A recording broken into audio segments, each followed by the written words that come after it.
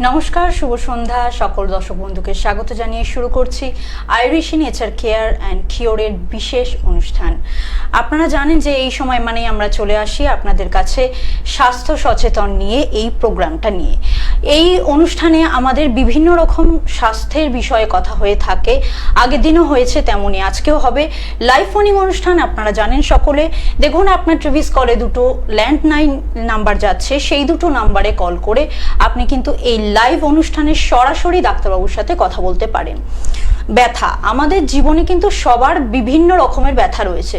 হ্যাঁ, কারোর রয়েছে মানসিক ব্যথা, কারো রয়েছে মনের ব্যথা। আমি বলছি এখানে শারীরিক ব্যথা বেদনার কথা। তো যেটা কথা সেটা হচ্ছে শারীরিক ব্যথা বেদনা বলতে গেলে একটা ব্যথা আসে আমাদের, যে আমরা প্রচণ্ড যারা কাজের প্রেশারে থাকি, যারা কম্পিউটারে সারাক্ষণ মুখ গুজে কাজ করতে থাকি, ল্যাপটপে কাজ করতে থাকি, অনেকে থাকে ফোনে কাজ, তো তাদের একটা মানে অনর্গল একটা ঘাড় নিচু করে বা মাথা নিচু করে কাজ করতে করতে যেটা হয় যে স্পন্ডালাইসিসের একটা ব্যাপার আসে, সেটা কিন্তু আমরা বুঝতে পারি না। আমরা ভাবছি যে ঘাড়ে ব্যথা করছে, তার সাথে ঘাড়ের সাথে আমার মাথার দিকেও একটা যন্ত্রণা যাচ্ছে, পিঠের দিকেও একটা যন্ত্রণা যাচ্ছে। আমরা তখন কি করি, একটা পেন কিলার খেয়ে নিই। কিন্তু সেটা না করে আমার মনে হয় এটা চিকিৎসা করানোটা খুব ইম্পর্টেন্ট। কারণ এই স্পন্ডালাইসিসের ব্যথা যদি দিনের পর দিন আপনার শরীরে বাড়তে থাকে, তাহলে কিন্তু এটা একটা খারাপ জায়গায় পৌঁছাবে। তারপরে হয়তো এমন হতে পারে যে আপনি হয়তো মাথাটাই সোজা করতে পারছেন না, ঘাড়টাই সোজা করে বসতে পারছেন না। তার থেকে আপনার একজন সঠিক চিকিৎসকের পরামর্শ নেওয়াটা উচিত। তার জন্য কিন্তু আপনাদের হেল্পলাইন নাম্বার আছে, হেল্পলাইন নাম্বারগুলো আমি বলবো, কিন্তু তার আগে আমাদের স্টুডিওতে এখন উপস্থিত আছেন আইরিশি নেচার কেয়ার অ্যান্ড কিওরের বিশেষ ডক্টর CMO ডক্টর সুমন খা। নমস্কার। নমস্কার। আজকে আমরা স্পন্ডালাইসিসের ব্যথা নিয়ে কথা বলছি। তো স্পন্ডালাইসিস আমার মনে হয় অনেকগুলো আছে, তো আমি 3টে স্পন্ডালাইসিস জানি। এবার আপনি বলুন যে কোনটা কি স্পন্ডালাইসিস। প্রথমে আগে আমরা এটা জানবো, তারপরে বিস্তারিত কথা বলবো। দেখুন, স্পন্ডালাইসিস অ্যাকচুয়ালি বলতে গেলে অনেক রকমের হয় আর কি। মানে আমাদের যে স্পাইন যেটা আছে আমাদের, সেই স্পাইনটা থেকে আমাদের মানে স্পাইনটা তো একদম পুরো আমাদের ঘাড় থেকে কোমর পর্যন্ত আছে। তো সেখানে আমরা 3টে পার্টে ভাগ করছি আমরা। একটা হচ্ছে আমাদের ঘাড়ের মানে আমাদের শোল্ডার যে পার্টটা আছে, একটা হচ্ছে আমাদের মিড ব্যাক মানে আমাদের মাঝামাঝি ঘাড় আর কোমরের মাঝামাঝি যে পার্ট আছে, আর একটা হচ্ছে আমাদের কোমর। তো এগুলোকে আমরা মেডিকেল টার্মে বলছি যে আপনার সার্ভাইকাল রিজন, মানে ঘাড়ের যে রিজনটা আছে, যেটা শোল্ডার যে জয়েন্ট যেটা আছে সেই জায়গাটায়, সেটা হচ্ছে আপনার সেখানে যদি ব্যথা করে বা সেখানে যদি স্পন্ডালাইসিস হয়, সেটা হচ্ছে আপনার সার্ভাইকাল স্পন্ডালাইসিস। তারপরে আপনার যেটা আছে মিড ব্যাক, মানে আপনার যে একদম ঘাড় আর কোমরের মাঝামাঝি একটা জয়েন্ট যে জায়গা আছে স্পাইনারি, সেটাকে বলছি আমরা থোরাসিক রিজন আর কি। সেই থোরাসিক রিজনে অনেক সময় আপনার স্পন্ডালাইসিস হয়, তো সেটাকে বলছি আমরা থোরাসিক স্পন্ডালাইসিস। থার্ড পার্টে চলে আসছে আমাদের একদম কোমর বা আমাদের যে লাম্বার রিজন। তো সেইখানটাতে আপনার যখন কোমরের ব্যথা হচ্ছে বা কোমরের কোনো আপনি এক্সরে করলে দেখতে পাবেন যে কোমরের মধ্যে আপনার স্পন্ডালাইসিসের প্রবলেম আসছে, তখন সেটাকে আমরা বলে দিচ্ছি লাম্বার স্পন্ডালাইসিস। এই 3টে হচ্ছে আমাদের মূলত স্পন্ডালাইসিসের ভাগ।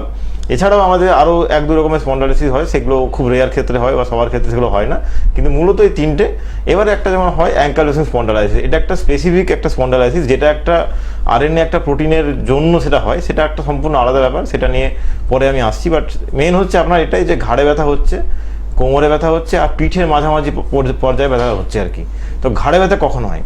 আজকে দেখবেন সবাই একটা এখন অনেকে বলছে যে অফিস টফিস যা কমিয়ে দিয়ে ওয়ার্ক ফ্রম হোমটাও চালু করতে, যেটা কোভিডের সময় হচ্ছিল আর কি। তো ওয়ার্ক ফ্রম হোম মানে এটা কি, আপনার সামনে একটা স্ক্রিন থাকবে, ল্যাপটপ হোক ডেস্কটপ হোক, সেখানে আমি ঘন্টার পর ঘন্টা বসে আপনি সেখানেই আপনার কাজ করবেন, আপনার অফিসিয়াল কাজ হোক বা যে কোনো কাজ হোক করছেন।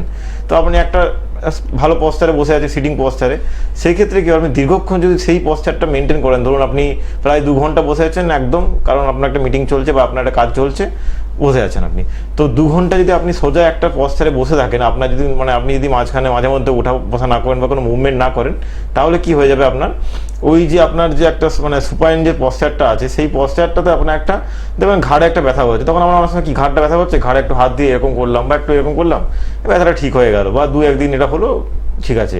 কিন্তু এটা লং টার্ম যদি আমরা চলতে থাকে, যে আপনি 2-3 ঘন্টা 4 ঘন্টা টানা বসে আছেন, মাঝখানে ওঠা বসা তো কোনো ব্যাপার নেই, টানা বসেই আছেন, তখন দেখবেন আপনার আস্তে আস্তে মাথা ঘোরা শুরু হবে, মানে মাথা ব্যথা করছে বা মাথা ভারী ভারী লাগছে, বা এরকমও অনেক ক্ষেত্রে হয় যে আপনি একটু চোখে একটু হয়তো মাঝে মধ্যে হবে ব্লার দেখছেন আর কি। তখন আপনার ঘাড়ে ব্যথা হলে আপনি কি করেন, হয়তো আপনি একটা কোনো বাম লাগিয়ে দেবেন বা কোনো পেন কিলার খাবেন, প্রথম বামে ব্যথা কমবে, পরবর্তীকালে আপনার সেই বাম বা অয়েনমেন্টে ব্যথা কমবে না, তখন আপনার পেন কিলার খেতে হবে। তো সেই সময় কি হচ্ছে আপনি বুঝতে পারছেন না কি হয়েছে অ্যাকচুয়ালি তো সবাই জানেন না কি হচ্ছে, ঘাড়ে ব্যথা হচ্ছে ব্যাস। তখন কি হয়, এবারে আপনি এক্স রে করলেন ঘাড়ে, জাস্ট একটা এক্স রে করলেন, দেখবেন সেইখানে আপনার এসছে যে আপনার যে মানে C1 C2 থেকে C7 পর্যন্ত আছে, সেই যে ভার্টিব্রাগুলো আছে, সেই যে ছোট ডিস্কগুলো আছে, তার মাঝখানে একটা গ্যাপ চলে এসেছে, মানে তার মাঝখানে যে প্রপার গ্যাপটা ছিল সেই গ্যাপটা কমে গেছে বা খুব বেড়ে গেছে আর কি। একটা প্রপার গ্যাপ থাকে, সেখানেও একটা ফ্লুইড থাকে আমাদের, যেটার নাম হচ্ছে সাইনোভিয়াল ফ্লুইড। তো এই যে জিনিসটা আপনার কমে গিয়ে হচ্ছে কি, ওই ভার্টিব্রাগুলো কাছাকাছি এসে লেগে যাচ্ছে, তখন কি হচ্ছে আমার ঘাড়ে প্রচণ্ড ব্যথা হচ্ছে, বা কোনো কারণে আমার সরে যাচ্ছে দূরে অনেকটা, মানে কাছে লেগে গেলেও সমস্যা, দূরে সরে গেলেও সমস্যা। তো এই যে জিনিসটা হচ্ছে, তখন আপনাকে দেখবেন দেখা যাচ্ছে আপনার যে জয়েন্ট স্পেসের কমে গেছে, রিডিউস হয়ে গেছে, বা আপনার দেখবেন দিয়ে দিচ্ছে যে আপনার গ্রেড 1 বা নর্মাল মাইল্ড সার্ভাইকাল স্পন্ডালাইসিস, এটা গেল একটা। আর কোমরে ব্যথা কি করে হচ্ছে, কোমরে মানে লাম্বার স্পন্ডালাইসিস, সেটা হচ্ছে আপনার কি হয়, আপনি যখন কোনো ভারী জিনিসপত্র বয়ে নিয়ে যান, আপনার কিন্তু কোমরে চাপ পড়ে। আপনি একটা ধরুন পিঠে একটা জাস্ট ব্যাকপ্যাক নিচ্ছেন, সেখানেও কিন্তু আমার কোমরে চাপ পড়ছে। আর কোমর একটা আমাদের বডির মাঝে একটা এমন একটা জাংশন পার্ট, যেটা আমাদের বসতেও কাজে লাগে, দাঁড়াতেও কাজে লাগে, হাঁটতেও কাজে লাগে, আবার শোয়ার সময় কিন্তু কোমরে একটা প্রেশার পড়ে। তো এবারে আপনি যদি এই কোমরে ধরুন অনেকে কি হয় ঝুঁকে ধরুন কারণ কাজ করছে, বা বাড়িতে ঝাড় দেওয়া ঝুঁকে করছে, বা কোনো ভারী জিনিসপত্র বয়ে নিয়ে যাওয়াটাই তার কাজ করছে, সেক্ষেত্রে কোমরেও যে ভার্টিব্রাগুলো থাকে, 12টা ভার্টিব্রা থাকে টোটাল, সেই L1 L2 করে, সেইখানেও কিন্তু সেম সমস্যা হয়, যে বললাম গ্যাপিংয়ের একটা ইস্যু হয়। তখন সেইখানে আপনি কোমরে ব্যথা হয়, তো কোমরে ব্যথার ক্ষেত্রে সেম ওই পেন কিলার খেলাম কমে গেলো, বা পরে দেখবেন আপনার একটা এক্স রে করলে আসছে লাম্বার স্পন্ডালাইসিস। আচ্ছা, আমি বলছি যে এই যে লাম্বার স্পন্ডালাইসিসের কথা বলছেন, এটা যারা ভারী জিনিসপত্র তুলছে, এটা তো খটকা লেগেও হতে পারে, হঠাৎ করে হয়তো খটকা লাগলো, সেই থেকে কি হতে পারে? হ্যাঁ, এটাও হতে পারে। অনেক সময় দেখবেন একটা ডিস্কের ডিজেনারেশন হয়, মানে কেউ হয়তো কোনো কারণে পড়ে গেছে, বা বাইক থেকে বা কোনো কারণে পড়ে গেছে, হ্যাঁ পড়ে গিয়ে কোমরে তার চোট এসছে, এক্ষেত্রেও কিন্তু স্পন্ডালাইসিস হতে পারে। সবসময় ভারী জিনিসপত্র তুলে নিয়ে গেলে হয় না, অনেক সময় দেখবেন বাংলা অনেকে বলে খ্যাচ লেগে গেছে কোমরে আমার, ওই খ্যাচ লাগা মানে কি হচ্ছে, আপনার এই ডিস্কের মধ্যে একটা ডিজেনারেশন চেঞ্জেস চলে এসছে আর কি। তো সেই ক্ষেত্রেও কিন্তু আপনার স্পন্ডালাইসিস হওয়ার চান্স আছে, এমনটা না যে খ্যাচ লেগে যেমন আমার হয়েছে, কিন্তু আপনার তখনই উচিত একটা এক্স রে করে নেওয়া। জাস্ট একটা এক্স রে করলে আপনার ধরা পড়ে যাবে কোমরের আপনার যে স্পেসটা আছে, আপনার যে ভার্টিব্রাগুলো আছে ঠিক আছে কি ঠিক নেই। একদম। কোনো বন্ধু চলে এসেছে, দেখে নেবো আজকে কে আছেন। প্রথম বন্ধু, নমস্কার, কে বলছেন? হ্যাঁ, আমি মঙ্গলবার বলছি হাওড়া থেকে। আচ্ছা, কি সমস্যা বলুন। আমার ঘাড়ে পেন হয়। কি হয়? ঘাড়ে পেন হয়। আচ্ছা, ঘাড়ে পেন হয়, এটা কতদিন হচ্ছে খেয়াল করেছেন? 2 মাস। 2 মাস হচ্ছে। আপনি কি কোনো চিকিৎসকের পরামর্শ নিয়েছেন এখন অবধি? না। আচ্ছা, নেওয়া হয়নি। আচ্ছা বেশ, শুনুন ডাক্তারবাবু কি বলছেন। আচ্ছা, আপনি কাজটা কি করেন, মানে আপনি কাজ কি করেন? কাজ অফিসিয়াল কাজ, ল্যাপটপ নিয়ে করেন?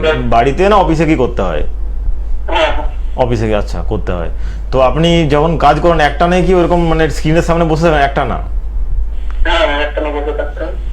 আচ্ছা, আপনি কি এক্স রে করে দেখেছেন যে আপনার ঘাড়ে কিছু হয়েছে কিনা? না, দেখা হয়নি। ঠিক আছে, দেখুন আপনি যে সমস্যাটা বলছেন, যে সিমটমটা বললেন আপনি আমাকে, সেটা মানে হতে পারে এটা যে আপনার হয়তো সার্ভাইকাল স্পন্ডালাইসিস হয়েছে।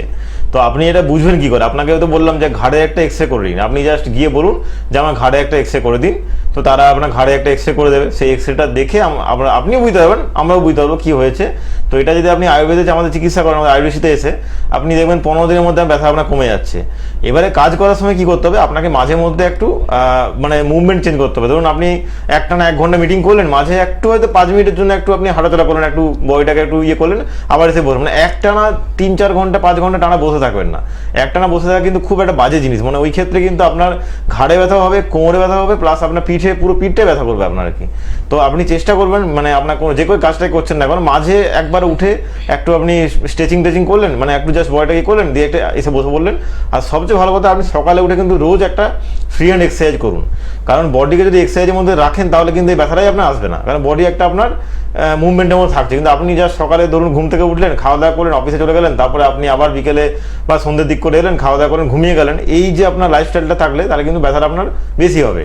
তো আপনি একটা নিজেকে একটা এক্সারসাইজের মধ্যে রাখুন, জিম করতে পারলে জিম করুন, জিম না করলে একটা ফ্রি হ্যান্ড এক্সারসাইজ করুন, যে ক্ষেত্রে আপনার কোমর ঘাড় পুরোটাই আপনার একটা মানে ভালোভাবে থাকবে, ভালো একটা মুভমেন্টের ভাবে থাকবে, তাহলে দেখবেন আস্তে আস্তে ব্যথাটা কমে যাবে। কিন্তু আপনার যে সমস্যা হয়েছে এটার জন্য আপনার চিকিৎসা করতে হবে, আপনি আয়ুর্বেদের চিকিৎসা করান, 15 দিনের মধ্যে দেখবেন ব্যথা আপনার কমে যাচ্ছে। একদমই তাই, মানে ডাক্তারবাবু এটাই বলতে চাইলেন যে যদি আপনার এরকম বসে কোনো কাজ হয়, তাহলে একটানা বসে কাজ করছেন যখন, তখন সব থেকে বেশি যেটা জরুরি সেটা হচ্ছে একটু মুভমেন্টের জরুরি। মানে 2 মিনিট হলেও, 3 মিনিট পেলেও বা 5 মিনিট পেলেও আপনি একটুখানি উঠে দাঁড়ান বা একটু মুভমেন্ট করুন, একটু হাঁটাচলা করে নিন, তাহলে এই সমস্যাটা থেকে একটু বাঁচা যায়। বা যারা অলরেডি এই সমস্যাটাতে ভুগছেন তাদের তো আর কোনো আলাদা করে বাঁচার উপায় নেই, তাদেরকে চিকিৎসা নিতে হবে, সঠিক ট্রিটমেন্টটা নিতে হবে। এবং যারা এরকম টাইপের সমস্যায় ভুগছেন বা যাদের অন্য কোনো শারীরিক সমস্যা আছে, আপনারা সকলে এই বুকিং নাম্বারটা আপনারা নোট ডাউন করে নিন। বুকিং নাম্বারে কল করে কিন্তু আপনারা সরাসরি চেম্বারে গিয়ে ডাক্তারদের সাথে যোগাযোগ করতে পারেন। সেখানে কিন্তু আপনারা একটা সঠিক পরামর্শ পাবেন এবং সঠিক ওয়েতে ট্রিটমেন্টটা এখানে হবে। আপনাকে কিন্তু আগে এখানে সঠিক ট্রিটমেন্ট সেটাই বলে যেটা আগে নাকি আপনার চিকিৎসা করার আগে আপনার রিপোর্ট তৈরি করা হয়। মানে আপনার কি কি প্রবলেম আছে, এক্সরে, এরকম বিভিন্ন রকমের রিপোর্ট করানো হয়। আগে ডাক্তাররা আপনাদের প্রবলেমগুলো খুঁটিয়ে দেখে, তারা কিন্তু ভালো করে প্রবলেমগুলো দেখে যে এক্স্যাক্ট আপনার শরীরে কোথায় অসুবিধা হচ্ছে, কি প্রবলেম হচ্ছে, তারপরে তারা ট্রিটমেন্টটা শুরু করেন। এটাকেই বলে সঠিক ওয়েতে ট্রিটমেন্ট। এবং এটা পাওয়ার জন্য কিন্তু অবশ্যই আপনাদেরকে চেম্বারে পৌঁছে যেতে হবে। চেম্বারে পৌঁছানোর জন্য দুটো নাম্বার ভীষণ ইম্পর্টেন্ট, এই নাম্বার দুটো নোট ডাউন করে নিন। 9903595252, আরেকটা নাম্বার 9903795252। এই দুটো বুকিং নাম্বার। এই দুটো নাম্বারে আপনাকে কল করে আগে বুক করতে হবে, কোথায় কোন চেম্বার, কবে আসতে চাইছেন, সেই সমস্ত ডিটেলস এই দুটো নাম্বারেই আপনারা পেয়ে যাবেন। এবং সেগুলো ভালো করে জেনে তবে কিন্তু আপনারা চেম্বারে আসবেন। বুকিং ছাড়া চেম্বারে কিন্তু আসাটা সম্ভব নয়, কারণ প্রচুর মানুষের ভিড় হয় চেম্বারে।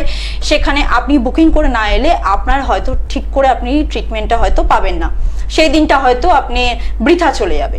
এটার জন্যই বুকিং নাম্বার। এবং যারা খুব সমস্যার মধ্যে আছেন, অনেকটা দূরে আছেন, আপনারা চেম্বারে এসে হয়তো উঠতে পারছেন না, হয়তো ভাবছেন অনেকদিন থেকে চেম্বারে যোগাযোগ করবেন কিন্তু আসতে পারছেন না, সময়ের জন্য বা অন্য কোনো কারণ আছে, তাদের জন্য অনলাইন কনসালটেন্সির জন্য একটা হোয়াটসঅ্যাপ নাম্বার দেওয়া আছে। সেই নাম্বারটা আপনারা নোট ডাউন করুন। আপনার টিভিস কলেও কিন্তু সেই নাম্বারটা যাচ্ছে 9831368397।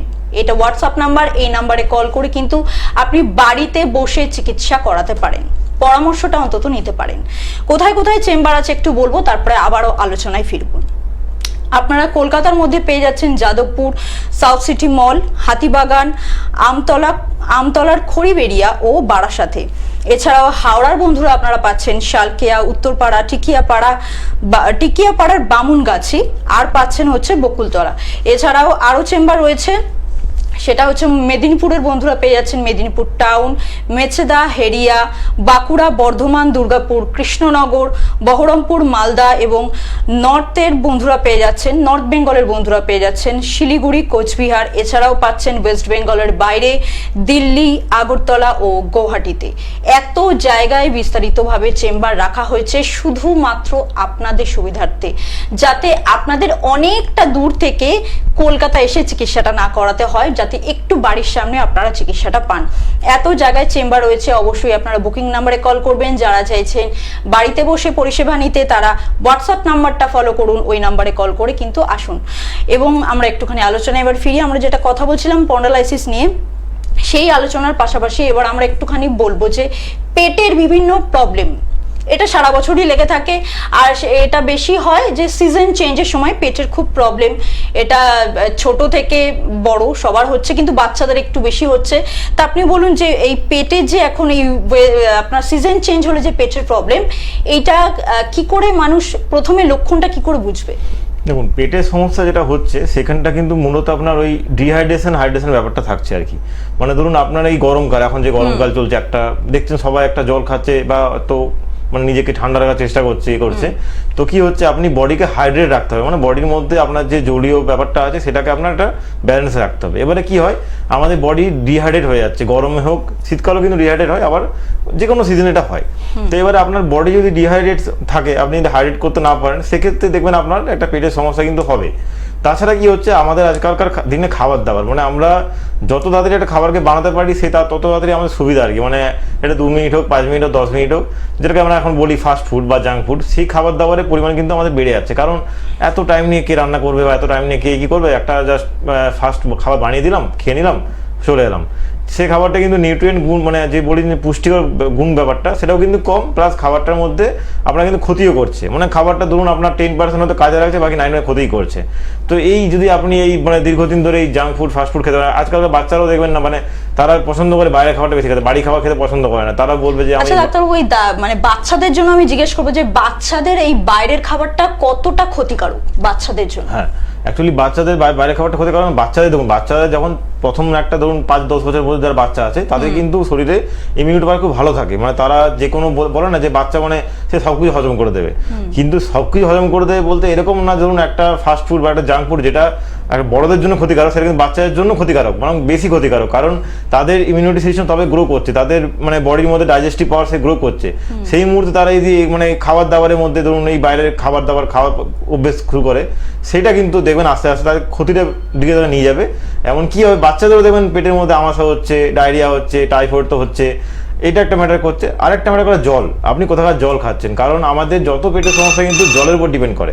আপনি যে জলটা খাচ্ছেন সেই জলটা আদৌ পরিশুদ্ধ কিনা, সেই জলটার মধ্যে কতটা আয়রন আছে, কতটা কি আছে জানেন না আপনি। সেই জলটাকে যেন বলা হয় ফুটিয়ে খাওয়ার জন্য, মানে গরম জল না, জলটাকে ফুটিয়ে স্টোর করে দেবে খাওয়ার জন্য। এটা বর্ষাকালে বেশি দেখা যায় যে জলের প্রবলেমটা খুব হয়। হ্যাঁ, তো এই ব্যাপারটা জলটা ম্যাটার করে, বাকি আর অনেক ম্যাটার আছে, আমি বলছি। একদম, আমাদের ফোনে বন্ধু চলে এসেছেন, একটু দেখে নেবো কে আছেন। নমস্কার, কে বলছেন? নমস্কার, আমি মেদিনীপুর থেকে বলছি। আচ্ছা, আপনার একটু নামটা বলুন। গোপাল দাস। বেশ, আপনার কি সমস্যা আছে বলুন। সমস্যা আছে আমার দীর্ঘদিন ধরে, মানে কোমরে যন্ত্রণাটা হয়। কোমরের জয়েন্টে কি? হ্যাঁ, জয়েন্টে। জয়েন্টে ব্যথা হচ্ছে। আপনি এটা কতদিন হচ্ছে তাও? তাও 6 মাস হয়ে গেল। 6 মাস হয়ে গেল? কোনো ডাক্তার দেখিয়েছেন এখনো? মানে সেভাবে দেখা হয় না, কোনো জায়গায় হয়তো দৌড়াতে গেলাম ব্যথা হয়, কোনো জায়গায় যখন বসে উঠে পড়লাম ব্যথা হয়, এইরকম। আচ্ছা, মানে চিকিৎসা নেওয়া হয়নি এখনো, তাই তো? না না, চিকিৎসা নেওয়া হয়নি। আচ্ছা, বেশ। আচ্ছা, আপনি কি কোথাও পড়ে গিয়েছিলেন কখনো আগে? এইটা স্যার আমি বুঝতে পারিনি, কোন জায়গায় পড়ে কি হয়েছে, কিভাবে হয়েছে আমি সেটা বুঝতে পারি। হয়তো সেটা ওনার মনে নেই। হ্যাঁ। আচ্ছা, আপনাকে কি বেশি বাইক চালাতে হয় রাস্তাতে? বাইক চালাই, কিন্তু বাইক অতটাও চালাই না স্যার, আমি এমনি মাঠের কাজ করি, চাষের কাজ। আচ্ছা আচ্ছা আচ্ছা আচ্ছা, মানে ভারী জিনিসপত্র বই করতে হয় মাঝে মধ্যে, তাই তো? হ্যাঁ হ্যাঁ হ্যাঁ। আচ্ছা, দেখুন এবারে আপনি কি কোনো এক্সরে করেছেন কি আদৌ? না, কোনো এক্সরে করেননি। একটা কাজ করুন, এটা কোমরে একটা এক্সরে করে নিন, ঠিক আছে? মেদিনীপুরে তো আমাদের বলছি, যখন আমি খেতে বলছি হ্যাঁ তখন বসে উঠতে পারি না। আচ্ছা, হ্যাঁ, দেখুন আমাদের তো মেদিনীপুরে চেম্বার আছে, তো আপনি তার আগে একটা কোমরে একটা এক্সরে করে নিন, ঠিক আছে? আপাতত আপনি কোমরে একটু গরম একটু শুকনো সেক নিতে পারেন, এমনি বালি একটা যে পুডলিতে করে আপনি একটু তাওয়া গরম করে সেক নিতে পারেন, কিন্তু এটাতে আপনার কমবে না, এটা আপনার সাময়িক আপনাকে আরাম দেবে, প্রাথমিক আরাম দেবে আপনাকে, ঠিক আছে? কিন্তু আর আপনি চেষ্টা করুন যে কোমরে ভারী মালপত্র এই মানে এখন বওয়াটা বন্ধ করুন আর কি, ঠিক আছে? কারণ ভারী মালপত্র বইলে কি হবে, আপনার কোমরে আরো চাপ পড়বে, আরো সমস্যা হবে। আপনি যে কাজকর্ম করেন তো কোমর পড়ে গেলে কিন্তু আপনি কাজকর্ম করতে পারবেন না। তো আপনি সাময়িক এখন একটা শুকনো একটু সেক টেক নিন, তারপরে মেদিনীপুরের চেম্বার আমাদের আগামী সপ্তাহে আছে, ঠিক আছে? সেই চেম্বারে আপনি আসুন, একটা এক্সরেটা কোমরে করে নিন, করে নিয়ে আসুন। আপনি খেতে বসলেও কোনো সমস্যা হবে না, প্লাস আপনি কোনো সমস্যা হবে না, 15 দিনের মধ্যে দেবেন আপনি ব্যথা থেকে কিন্তু আস্তে আস্তে মুক্তি পেয়ে যাচ্ছেন। একদম, আপনি কিন্তু মেদিনীপুর থেকেই ফোন করেছেন। মেদিনীপুরে নেক্সট কবে চেম্বার আছে, বুকিং যেই দুটো বুকিং নাম্বার আছে সেই দুটো বুকিং নাম্বারে ফোন করে একটু জেনে নেবেন। মেদিনীপুর টাউনে পেয়ে যাবেন, মেচেদাতে পাবেন এবং হেরিয়াতে পাবেন। আর বুকিং নাম্বারগুলো দেখুন আপনার টিভি স্ক্রলে যাচ্ছে, সেই দুটো নাম্বারে কিন্তু বুকিং করে নিন আপনি আগে থেকে, নেক্সট যেদিনকে চেম্বার আছে, যাতে আপনি অ্যাপয়েন্টমেন্টটা পেয়ে যান।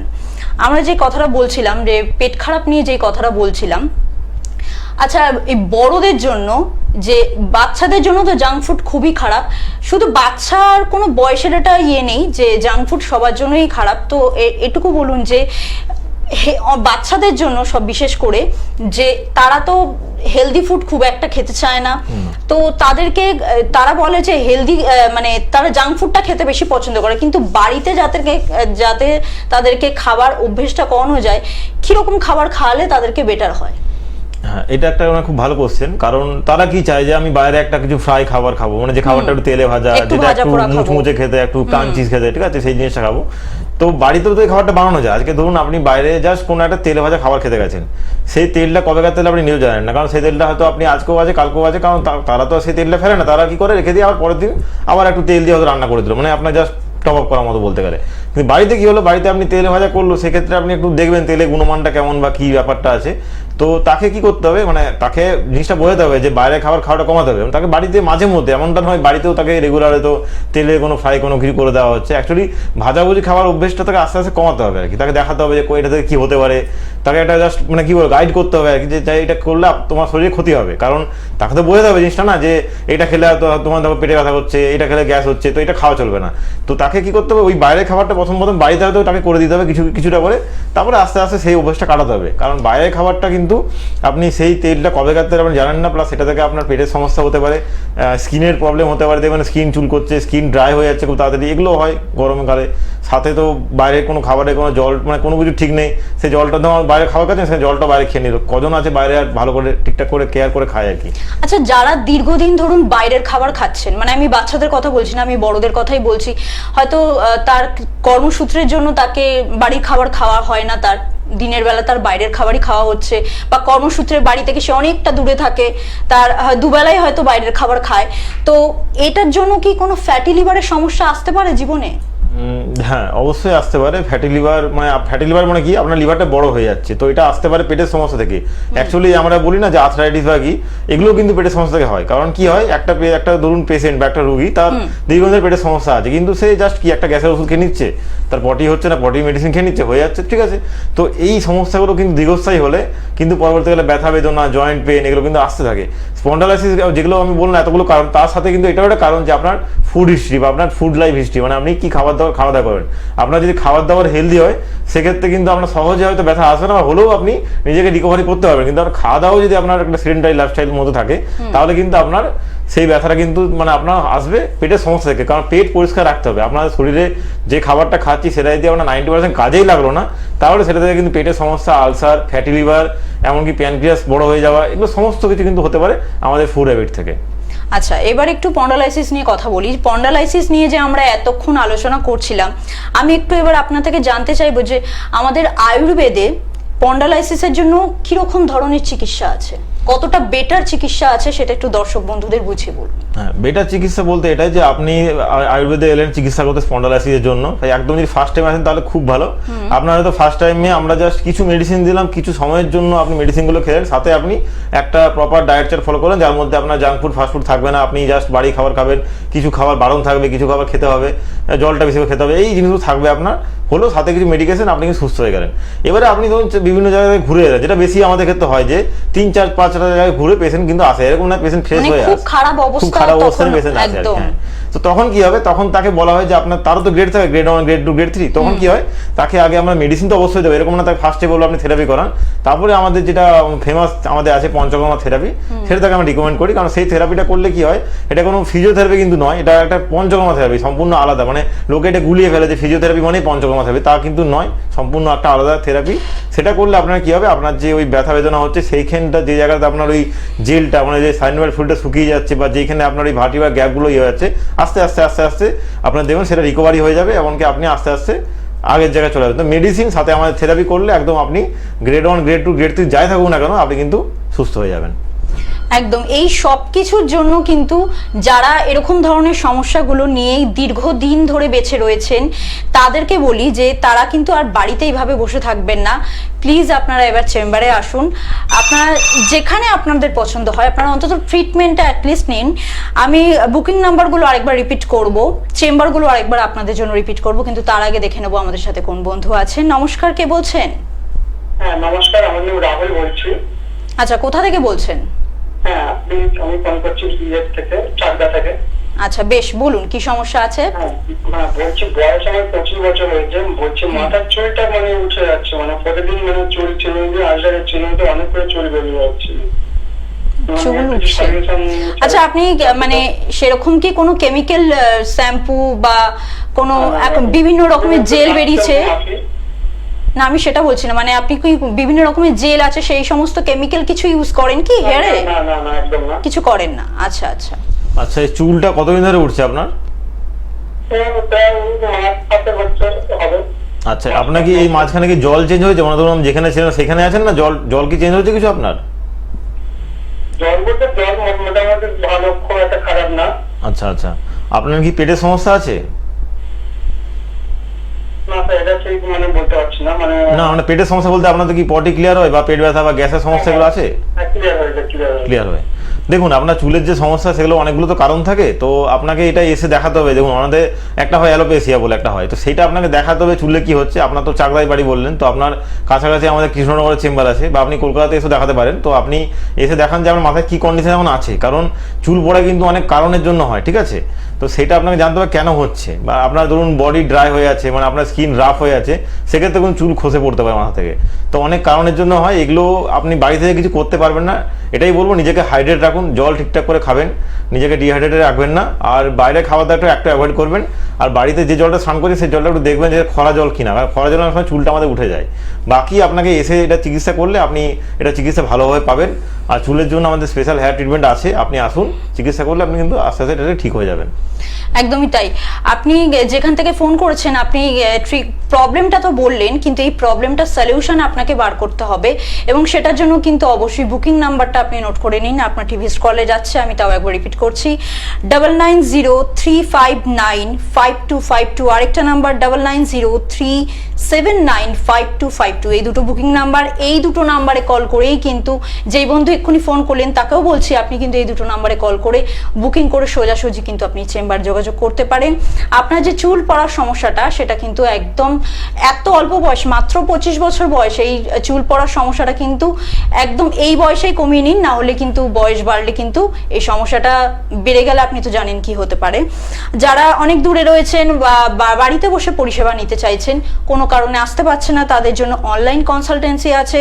তারা হোয়াটসঅ্যাপ নাম্বারটা নোট ডাউন করে নিন, 9831368397। এটা হোয়াটসঅ্যাপ নাম্বার, আপনি বাড়িতে বসে চিকিৎসা পেতে পারেন।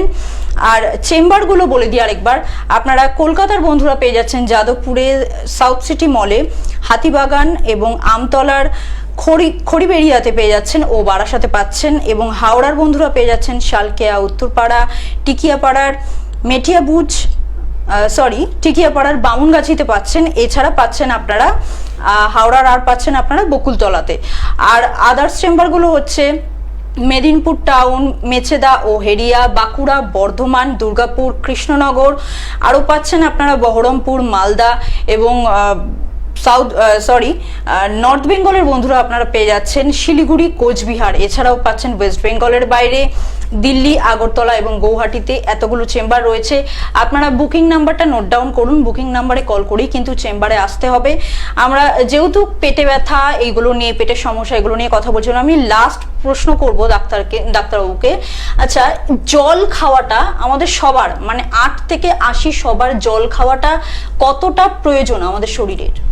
জলটা তো অবশ্যই প্রয়োজন, কারণ জলটাই তো আমাদের, মানে কথা জানা, জল মানে জীবন। তো জলটা আমাদের শরীরে পুরো ওয়াটার ব্যালেন্স, ইলেকট্রোলাইট ব্যালেন্স সমস্ত কিছু মেনটেন করে জল। না, যারা প্রচন্ড জল কম খায়, আমি তাদের জন্য বলছি জল খাওয়াটা কতটা ইম্পর্টেন্ট। হ্যাঁ, কারণ এটা একটা কথা আছে যে শীতকালে আমরা জল খাই না, শীতকালে বলবে আমার তো ঘাম দিচ্ছে না, জল কেন খাবো, কিন্তু ওটা না, শীতকালে তো আমার ওয়েদারটা ড্রাই থাকে। তো আপনাকে মিনিমাম, মানে একটা ধরুন অ্যাডাল্ট এজে যারা ধরুন মোটামুটি 18 বছরের পরে আর কি, মিনিমাম আপনাকে 3 থেকে 4 লিটার জল কিন্তু খেতেই হবে। আর যাদের বয়স, যেই সমস্ত বাচ্চাদের মোটামুটি 12 বছরের মধ্যে বয়স, হ্যাঁ তাদের একটু কম খেতে হবে, তারা এতটা না, তারা মোটামুটি 2 থেকে 3 লিটার খেলেই হবে, কারণ বাকিটা তো আমাদের খাবারের মধ্যে অনেকটা লিকুইড থাকে, ধরুন ডালের মধ্যে স্যুপ থাকছে তো এগুলো থাকছে। কিন্তু জল খাওয়া অবশ্যই দরকার, মানে আপনার মানে গরম লাগছে না, ঘাম দিচ্ছে না, জল খেতে হবে। জল খেলে স্কিনও আপনার কিন্তু একটা ভালো অন্যরকম স্মুথ থাকে। কিন্তু আপনি যদি বডির মধ্যে আপনার মানে কমে যায়, ওয়াটার ব্যালেন্স কমে যায়, তাহলে একদম স্কিনও রাফ হয়ে যাচ্ছে, আপনার চুলও উঠতে পারে অনেক সময় জল কম খেলে আর কি। তো জলটা কিন্তু বেশি খাওয়া দরকার, কারণ জলটা কোনো বিকল্প নেই। আর জলটা শুদ্ধ অবশ্যই হতে হবে। জলটার মধ্যে যদি আপনার কোনো মানে অ্যাডাল্টারেশন থাকে, কোনো ভেজাল থাকে, তাহলে সেই জলটা কিন্তু খারাপ। তো এই জন্য যেখানে আমার জলে একটু সমস্যা আছে বা আপনার সাসপেক্ট লাগছে, সেখানে জলটাকে আপনি ফুটিয়ে স্টোর করে রাখুন, সেই ফোটানো জলটা খান। ফোটানো জলে কিন্তু কোনো বিকল্প হয় না, এটা ফিল্টারের জলের মতোই কিন্তু সেটা খুব ভালোভাবে কাজ করে। একদম। আজকের অনুষ্ঠান তো আপনারা দেখলেন, আজকে কিন্তু শেষ টাইম, লাস্ট যিনি বন্ধু এসেছিলেন তার ফোন কলটা আমি আজকে নিতে পারলাম না, কিন্তু নেক্সট দিন আমরা আবারও ফিরে আসব। ততক্ষণ সকলে আপনারা ভালো থাকবেন, সুস্থ থাকবেন, ভালোবাসায় থাকবেন।